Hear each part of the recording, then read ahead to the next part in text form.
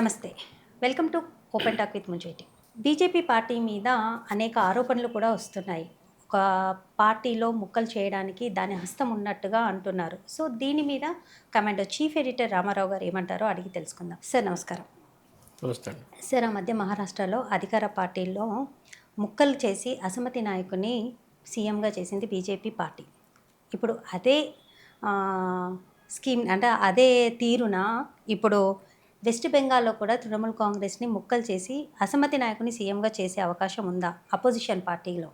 So దీని మీద మీ analysis ఏంటి? నిజమండి. యాక్చువల్గా మీరు ఒక రకంగా చెప్పాలంటే భారత ప్రజాస్వామ్యానికి ఇలాంటి వార్తలు దుర్దినం అండి. ఆల్రెడీ ఇక్కడ వెస్ట్ బెంగాల్లోనే మనకి బీజేపీ సీఎం ఉన్నారు. ఉన్నప్పుడు అపోజిషన్ పార్టీలో ఉన్న కేవలం 80 స్థానాలతో అపోజిషన్ పార్టీలో ఉన్న మమతా బెనర్జీ పార్టీని ముక్కలు చేయాల్సిన అవసరం లేదు. ఆ పార్టీకి ఆల్రెడీ బీజేపీ ముఖ్యమంత్రి ఉన్నాడు అక్కడ. అయితే మహారాష్ట్ర జరిగింది ఏంటంటే అక్కడ బలంగా ఉన్న ఠాక్రే బలాన్ని అందులో ఉన్న షిండేను వెనక్కి లాగి షిండేని సీఎం చేస్తూ బీజేపీ బ్యాక్ ఉంది.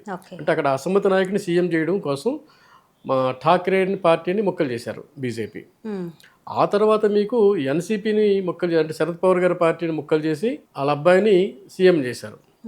అంటే అక్కడ అసమ్మతి నాయకుడిని సీఎం చేస్తున్నప్పుడు BJP second place third place ఉంది అక్కడ. పోనీ అక్కడ ఒక రకంగా అధికారమే కనుక బీజేపీ ఆ ప్రయత్నం చేసింది, సక్సెస్ అయింది అనుకుందాం. ఇక్కడ వెస్ట్ బెంగాల్ దగ్గరకు వచ్చేటప్పటికి ఆల్రెడీ అధికార పార్టీ బీజేపీ, ఇక్కడ ప్రతిపక్షాన్ని మొక్కలు చేయాల్సిన అవసరం ఏంటి? అంటే అట్లాంటి మన ప్రజాస్వామ్యంలో అలాంటి సాంప్రదాయాలను ఎందుకు ఉడిగట్టింది బీజేపీ?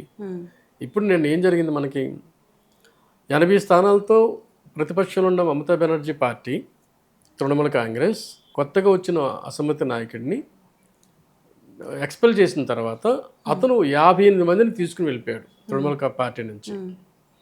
అసలైన పార్టీ మాది అని చెప్పి స్పీకర్కి ఒక లిస్ట్ ఇచ్చాడు. స్పీకర్ ఏం చేశారంటే అతను నాయకుడిగా గుర్తించారు. అంటే అసెంబ్లీలో ప్రతిపక్ష నాయకుడిగా అసమ్మతి నాయకుడినే గుర్తించారు. సో ఇప్పుడు మమతా బెనర్జీ పార్టీ అటు వెళ్ళిపోయింది అనమాట. ఆమె చేతిలోంచి ఇంకోళ్ళ చేతిలో వెళ్ళిపోయింది. అంటే ఇప్పుడు మమతా బెనర్జీ పార్టీ ముక్కలైంది. మమతా బెనర్జీ సార్, ఇప్పుడు మీరు చెప్పినట్టుగా ఓవరాల్ ఈ అనాలిసిస్ చూస్తే అంటే బీజేపీ పార్టీకి ఏం అవసరం ఉంది? అంటే అపోజిషన్ పార్టీలో దాన్ని ముక్కలు చేసి ఇంకొక అసమ్మతి నాయకుడిని అపోజిషన్ పార్టీలో బలంగా నిలబెట్టడానికి వాళ్ళ హస్తం ఏముందంటారంటే ఏ ప్రూఫ్ ద్వారా మీరు ఇలా మాట్లాడుతున్నారు? అంటే మీకు చాలా క్లియర్ అండి. డెమోక్రసీలో మీరు ఒక పార్టీ తరపున పోటీ చేశారు, 5 ఏళ్ళు మీకు ఎమ్మెల్యేగా మీరు ఉన్నారు, ఉంటానని ప్రజలకు హామీ ఇచ్చారు, మిమ్మల్ని ప్రజలు గెలిపించారు. ఆ 5 ఏళ్ళలో ఉండగానే మీరు పార్టీ మారిపోవడాన్ని ఎంతవరకు సమర్థిస్తాం? సమర్థించలేం కదండి. అలాగే పార్టీలో ఉండగా ఎమ్మెల్యే గెలిచినప్పుడు ఆ పార్టీ అధినేత ఒకరు ఉంటారు. ఇక్కడ మమతా బెనర్జీ ఉన్నారు. ఆమె అధికారాన్ని, ఆమె ఆధిపత్యాన్ని యాక్సెప్ట్ చేస్తూ ఆమెను గెలిపించే ప్రయత్నంలో భాగంగా మీకు ఓటేశారు. ఆమెను కాదని మీరు వెళ్ళిపోవడాన్ని వాటర్కి ఎలా అర్థం చేసుకోవాలి? అంటే వాటర్కు ఉన్న అభిప్రాయం ఏంటి? మీరే తృణమూల్ కాంగ్రెస్, మీరే తన ఎమ్మెల్యే అనుకున్నారు. మీరేమో తృణమూల్ కాంగ్రెస్ నేను కాను, మమతా బెనర్జీ తరపుతో ఉండను, నేను వేరుగా వెళ్ళిపోతానని మీరు చెప్పారు. అంటే ప్రజా అభిప్రాయానికి భిన్నంగా మీరు వ్యవహరిస్తున్నారు. అంటే పార్టీ ఫిరాయించారు మీరు. ఆ పార్టీ ఫిరాయించడాన్ని ఇక్కడ వెస్ట్ బెంగాల్ ఏం చేస్తున్నారు? ఆమె మమతా బెనర్జీ నుంచి ఎక్కువ మంది వెళ్ళిపోయారు కనుక పార్టీ ఫిరాయింపుల కింద రాదు ఇది యాక్చువల్గా. కానీ అందరికీ తెలుసు కదా అది మమతా బెనర్జీ పార్టీ అని. అవును, 15 ఏళ్ళు పరిపాలించింది కదా తను.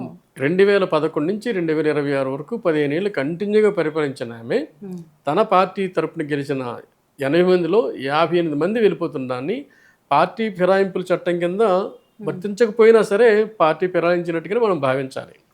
అయితే ఇక్కడ మన క్వశ్చన్ ఏంటంటే, భారత రాజ్యాంగాన్ని రక్షిస్తున్న భారతీయ జనతా పార్టీ సెంట్రల్లో గవర్నమెంట్లో ఉంటూ ఆ రాష్ట్రంలో కూడా గవర్నమెంట్లో ఉంటూ మళ్ళీ ఇలాంటి అనైతిక పనులు ఎందుకు చేస్తుంది అనేది మనకు వచ్చినండి. వెస్ట్ బెంగాల్ ఒక పార్టీని ముక్కలు చేయాల్సిన అవసరం ఏంటి? తృణమూల్ కాంగ్రెస్ ఆల్రెడీ ఓడిపోయింది. ఓడిపోయి ప్రతిపక్షంలో ఉంది. ప్రతిపక్షంలో ఉన్న పార్టీని ముక్కలు చేయాల్సిన అవసరం ఏంటి? దాన్ని ఆ చెడ్డ సాంప్రదాయానికి భారతీయ జనతా పార్టీ ఎందుకు ముందుకు వచ్చింది? అధికారం అయితే వాళ్ళ చేతిలో ఉంది కదా. ఇప్పుడు మహారాష్ట్రలో చేశారంటే షిండేను వెనకలాగి అధికారంలో ఉన్న పార్టీ బలమైన పార్టీని షిండే రూపంలో వెనకలాగి ఆ షిండేని సీఎం చేశారు. అంటే అసమ్మతి నేతను సీఎం చేశారు. అలాగే మీకు శరద్ పవార్ విషయంలో అలాగే జరిగింది. అది దారుణమైన రాజకీయం. సో ఇది అధికారం కోసం చేశారు అనుకుందాం పోనీ. ఇక్కడ అధికారం ఆల్రెడీ ఉంది ఉంది కదా, కదా. ఇక్కడ చేయాల్సిన పరిస్థితి ఏంటి? అందుకే మీకు ఇండియన్ డెమోక్రసీలో ఈ మధ్యకాలంలో షిండే నాయకత్వం అని షిండే లాంటి లీడర్లు తయారు చేస్తున్నారండి. ఒకప్పుడు మీరు ఆయారాం గయారాం అనేవాళ్ళు, పార్టీ ఫిరాయించే వాళ్ళని గతంలో ఆయారాం గయారాం అనేవాళ్ళు, ఇప్పుడేమో షిండే పేరు చెప్తున్నారు. అంటే ఇట్లాగా అంటే ఏదైతే సొంత పార్టీలో ఉంటూ ఆ సొంత పార్టీలో గెలిచి ఆ సొంత పార్టీలో ఇమడలేక ఒక వర్గాన్ని తీసుకుపోతూ ఇంకొక పార్టీలో చేరి అక్కడ ముఖ్యమంత్రి అవ్వాలనుకున్న వాళ్ళు కొంతమందిని షిండే వర్గం అని చెప్తున్నారు, షిండే థియరీ అంటున్నారు అనమాట. అట్లా ఒక నానుడు అయిపోయింది షిండే. అక్కడే కూడాను మనకి వెస్ట్ బెంగాల్ కూడా అట్లాగే ఒక షిండేని తయారు చేసింది బీజేపీ. కాకపోతే అధికారంలో ఉండగా కూడా అపోజిషన్ పార్టీలో ఒక అసమ్మతి నాయకుడు, అంటే దాంట్లో వాళ్ళగానే గొడవలు పెట్టడం అంతే. అంటే ఇంకా భవిష్యత్తులో కూడా ఆ పార్టీ రాకూడదు. మమతా బెనర్జీ ఇంకా భవిష్యత్తులో కూడా పని రాకూడదు. ఎందుకు మీరు చూడండి, మమతా బెనర్జీ ఓడిపోయింది. ఓడిపోతున్నప్పుడు ఆమె ఏమన్నారు? ఇప్పుడు మన మమతా బెనర్జీ మనం సమర్థించట్లేదు, ప్రజాస్వామ్యాన్ని మనం సమర్థిస్తున్నాం. మమతా బెనర్జీ ఓడిపోయారు. ఓడిపోతే ఏమన్నారు? కొన్ని లక్షల ఓట్లు తొలగించిన కారణంగా బీజేపీ గెలిచింది, అసలు నిజంగా విన్ అయింది నేనే అన్నది ఆమె. అసలు ముఖ్యమంత్రి పదవి నుంచి వైదొలను నేను ఉంటానని శపథం చేసింది ఆమె. అసలు నేనే నిజంగా గెలిచానని ఆమె. సరే, డెమోక్రసీలో మనకి అన్నీ తెలిసిన విషయమే. ఆమె ఓడిపోయింది, ముఖ్యమంత్రిగా వేరే వాళ్ళు వచ్చారు. ఇప్పుడు ప్రతిపక్షంలో ఉంది, ఆ ప్రతిపక్షంలో కూడా స్థానాన్ని కోల్పోయింది ఆమె. ఇదంతా కూడాను ఆమె అహంకారంగానే అనుకోవాలి. 15 సంవత్సరాలు ముఖ్యమంత్రిగా ఉన్న ఆమె ప్రతిపక్షంలో ఉన్న తర్వాత మొదటిసారి ప్రతిపక్షంలోకి వచ్చింది ఆమె, ఫస్ట్ టైం. ఆ ప్రతిపక్షంలో ఉన్న ఆమె తన కేడర్ని కాపాడుకోలేకపోయింది. అంటే తప్పు ఎక్కడ జరిగిందంటారు? ఇంకా తన అహంకారం కావాలి. కేడర్ని కాపాడుకోకపోవడం. ఇప్పుడు మీరు ఒక బలమైన రాజకీయ నాయకుడిని దేశవ్యాప్తంగా మనం చంద్రబాబు నాయుడు గురించి ఆలోచిస్తాం. మరి ఆయన ప్రతిపక్షంలో ఉన్నప్పుడు ఆయన ఎమ్మెల్యేలు ఎక్కడికైనా వెళ్ళిపోయారా? లేదు కదండి. అలాగే బలమైన ప్రతిపక్ష నాయకులు ఉన్నప్పుడు ఆయన నాయకత్వ ప్రతిభ ఏంటంటే మిగతా వాళ్ళని కట్టుకొని ఉండడం.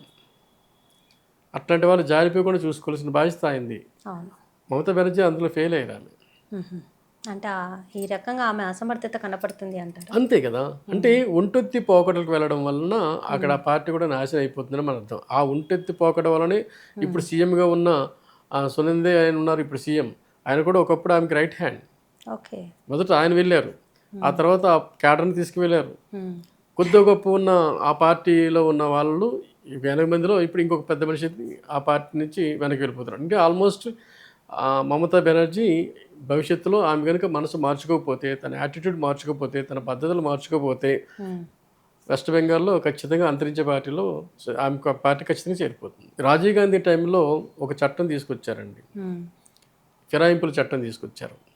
అంటే కొంతమంది ఒక పార్టీ ఆ రోజుల్లో ఏంటంటే 10 మంది వెళ్ళిపోయినా నష్టపోయేది పార్టీ, లేదు ఒకరిద్దరు వెళ్ళిపోయినా సరే ఆ పార్టీ ఇంకో పార్టీలో చేరిపోయే అవకాశం ఉండేది. ఈ ఫిరాయింపుల చట్టం వచ్చిన తర్వాత ఒకరిద్దరు వెళ్ళిపోయారు అనుకోండి, వాళ్ళ పార్టీ పదవి పోతుంది. ఎమ్మెల్యే అయితే ఎమ్మెల్యే, ఎంపీ అయితే ఎంపీ పదవి పోతుంది. ఒక సర్టన్ పర్సంటేజ్ ఉంటే వెళ్ళిపోవచ్చు, అప్పుడు ఆ పార్టీ ముక్కలైనట్టుగా యాక్సెప్ట్ చేయాల్సి వస్తుంది. అంటే ఈ పార్టీ ఫిరాయింపుల్ని నిరోధించడం కోసం అప్పటి తీసుకొచ్చిన చట్టం ఏ స్థాయిలో మిస్యూజ్ అవుతుందంటే, ఇలా వెళ్ళిపోతున్న వాళ్ళు ఒకళ్ళిద్దరు వెళ్ళిపోతుంటేనే ఆపడం కోసం పుట్టిన చట్టం కాస్త ఎక్కువ మంది వెళ్ళిపోవడానికి సహకరిస్తుంది. అంటే ఆ చట్టపరిధిని ఆ చట్టాన్ని కూడాను మిస్యూజ్ చేస్తున్నారు. సో ఇప్పుడు ఏం చేయాలంటే మనం వెరీ సింపుల్, ప్రజాస్వామ్యంలో ఉన్నాం మనం, రాజకీయ పార్టీలే మన దేశాన్ని పరిపాలించాలి, వాళ్ళే ముఖ్యమంత్రులు అవుతారు, వాళ్ళే ప్రధానమంత్రులు అవుతారు, వాళ్ళే మొత్తం కంట్రీని రూల్ చేయాలి. సో వీళ్ళు సరైన వాళ్ళు రావాలి. అప్పుడు ఏం చేయాలి మనం? ఈ ఏదైతే ఫిరాయింపుల చట్టం ఉందో దీన్ని ఇంకొంచెం పగడ్బందీగా ప్లాన్ చేయాలి. అది ఎలాగంటే, ఒకరెవరో వెళ్ళిపోయారు, పార్టీ నుంచి వెళ్ళిపోయారు, ఇమ్మీడియట్గా ఆయన ఎమ్మెల్యే పదవి పోతుంది, పోవాల్సిందే, వదులుకొని వెళ్ళిపోవాలి. అలాంటప్పుడు ఇప్పుడు 58 మంది వెళ్ళిపోయారు అనుకోండి, సో వాళ్ళ పదవులు పోతున్నప్పుడు ఇంకా వెళ్ళలేదు కదా, వెళ్ళలేరు కదా. సో అట్లాంటి ఒక పగడ్బందీ ఒక పథకం తీసుకొస్తే, చట్టం గట్టి చట్టాలు తీసుకొస్తే తప్ప, ఫిరాయింపుల చట్టాన్ని మరింత పగడ్బందీగా తీసుకొస్తే తప్ప ఇలాంటివి నడుస్తూనే ఉంటాయి. షిండేలు తయారవుతూనే ఉంటారు, ఆయారాలు గయారాలు తయారవుతూనే ఉంటారు, వెన్నుపోట్లు నడుస్తూనే ఉంటాయి. ఇది మన డెమోక్రసీకి మాత్రం ఎంత మాత్రం మేలు చేయదంట. అంటే మనం స్ట్రాంగ్గా ఉంటే ఎదుటివాడు వచ్చి చీలికలు కానీ ఎలాంటి పుల్లలు కానీ పెట్టరు అనేది మీ అభిప్రాయం. అంటే మెయిన్ మన పార్టీ సమర్థవంతంగా వర్క్ చేయాలి అని అంటారు. ఇంకోటి మీరు అన్నట్టు ఇప్పుడు మన ఇక్కడ ఈ పార్టీలో గెలిచిన ఎమ్మెల్యేలు అపోజిషన్ ఆ పార్టీ టర్మ్ అంతా ఆ పార్టీలో ఉండాలి కదా. ఓకే. అదే కదా వాటర్ కోరుకున్నది. మ్మ్. తను గెలిపించిన పార్టీలో తను ఎవరినైతే గెలిపిస్తున్నాడో అతను ఏ పార్టీ, ఇప్పుడు పార్టీ క్యాండిడేట్ ఈ రెండు కలిపి ఓటేస్తున్నాం మనం. మ్మ్. ఏ పార్టీకి వేస్తున్నాం, పార్టీ గుర్తుకి వేస్తున్నాం. అవును. నేమేమో అతని పేరు వేస్తున్నాం. సో అతను నేమికి అతనికి వేస్తున్నాము, పార్టీ గుర్తుకి వేస్తున్నాం. అంటే పార్టీకి నేమికి కలిపిస్తున్న ఓటు అది. ఓకే, అంటే ఇద్దరిది సగభాగం అంతే ఖచ్చితంగా కదా. ఉంటుందంటారా? సో అలాంటప్పుడు పార్టీని వదిలేసి నువ్వు వెళ్ళిపోతానంటే వాటర్ న్యాయానికి వ్యతిరేకమే కదా ఇది. తను అవును. ఓటు వేసిన వ్యక్తికి తన అభిప్రాయానికి వ్యతిరేకం జరిగిన తీర్పే కదా ఇది. కానీ ఇలాంటి చట్టం వస్తే మీరు అన్నట్టుగా సార్ అది నిజంగానే ఆ రాజకీయ దాంట్లో ఒక కొత్త పరిణామం అని చెప్పుకోవాలి. ఖచ్చితంగా రావాలి. కానీ అది వస్తే పకడ్బందీ మటుకు పథకం చాలా ఖచ్చితంగా రావాలి. పకడ్బందీ ఈ పార్టీ నిరోధక చట్టం అనేది చాలా గట్టిగా వస్తే తప్ప ఇలాంటివి ఆయారాం గాయారాములు ఈ షిండేలు రాకుండా పోతారు. ఓకే సార్, అది నమస్తే. నమస్తే.